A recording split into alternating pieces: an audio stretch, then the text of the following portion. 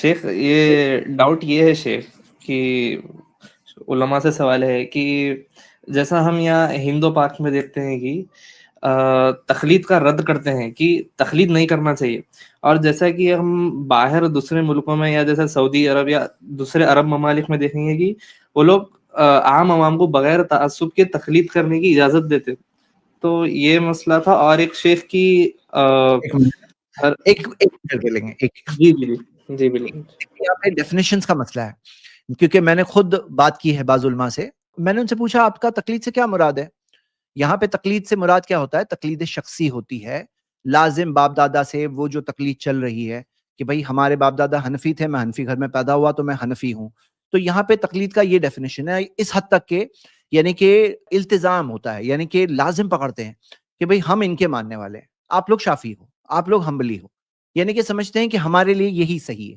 اور اس کے اندر ہٹ دھرمی والی تقلید ہوتی ہے. یعنی ہٹ دھرمی یعنی کس طرح سے کہ جامد معاملہ، کہ دلائل سامنے آ رہے ہیں، قرآن و حدیث کی باتیں آ رہی ہیں، نہیں بھلے ہی علماء ہیں سامنے، ایسے نہیں کہ عام آدمی دے رہا ہے، سامنے بھی علماء ہیں، آپ بھی علماء کے پیچھے چل رہے ہو، لیکن بولے نہیں ہم تو حنفی ہیں، ہمارے لیے یہی صحیح ہے، آپ کے لیے وہ صحیح ہے. تو یہاں پر یہ جو مسئلہ ہے، تو جب میں نے ان سے پوچھا کہ وہاں پہ کیا معاملہ ہے، تو انہوں نے کہا ہماری انڈرسٹینڈنگ یہ ہوتی ہے کہ عام آدمی علماء سے سوال پوچھے، علماء سے رجوع کرے، اور وقتی طور پر بغیر دلیل کے لے سکتا ہے. معتبر علماء کی بات وقتی طور پر بغیر دلیل کے لے سکتا ہے. بولے ہم سے ہمارا تو مراد یہ ہے سوال پوچھنا وغیرہ. تو اگر آپ لاسٹ ویڈنسڈے کی اسٹریم دیکھیں تو شروع میں شیخ کفایت نے جو بیان دیا تھا تو انہوں نے کہا کہ اس کے لیے لفظ تقلید کیوں استعمال کرتے ہو، اس کے لیے سوال پوچھنا کہو.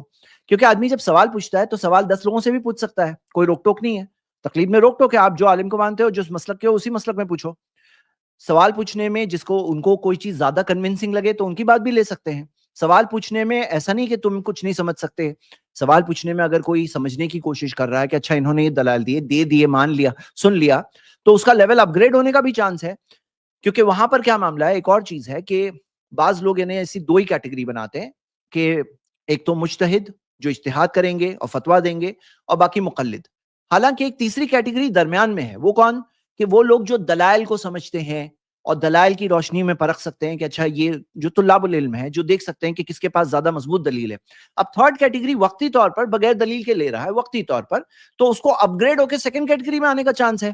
تو یہاں پر ہم یہ دیکھتے ہیں، جب میں نے کسی ایک شیخ سے بھی کہا، میں نے کہا کہ یہاں کے اعتبار سے جب یہاں دیکھیں گے کہ یہاں کس سینس میں استعمال ہوتا ہے، تو یہاں پہ اس سینس میں ہوتا ہے کہ شخصی تقلید ہوتی ہے، ہٹ دھرمی والی تقلید ہوتی ہے، لازم پکڑا جاتا ہے.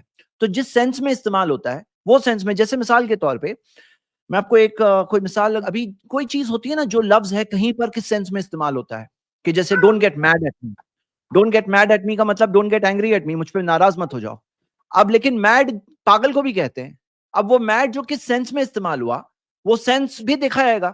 ہاں، تو جیسے فار ایگزامپل دس از آفل، ہاں، اب وہ آفل اینڈ آسم، تو وہ معنی او کی معنی وہ کہیں چینج ہوتی ہے کہ سینس میں استعمال ہو رہا ہے.